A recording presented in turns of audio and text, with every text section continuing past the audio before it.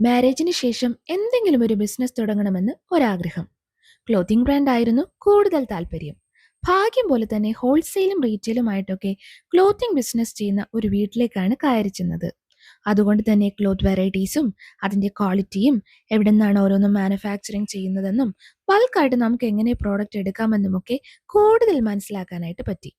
അപ്പോൾ ഒരാഗ്രഹം, സ്വന്തം പ്രൊഡക്ഷനിൽ തന്നെ ഒരു പ്രോഡക്റ്റ് ചെയ്താലോ എന്ന്.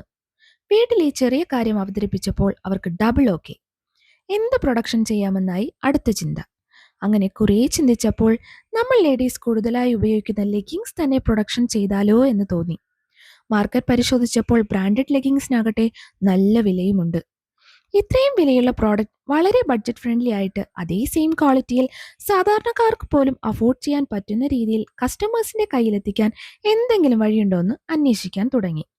അപ്പോഴാണ് മനസ്സിലായത്, ലെഗിങ് സ്വന്തമായി മാനുഫാക്ചറിങ് ചെയ്താൽ അതേ സെയിം ക്വാളിറ്റിയിൽ എന്നാൽ മാർക്കറ്റ് വിലയേക്കാൾ പകുതിക്ക് നമുക്ക് കൊടുക്കാനായിട്ട് പറ്റും.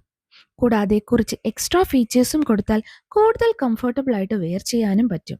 കംഫർട്ടാണല്ലോ നമുക്ക് മെയിൻ.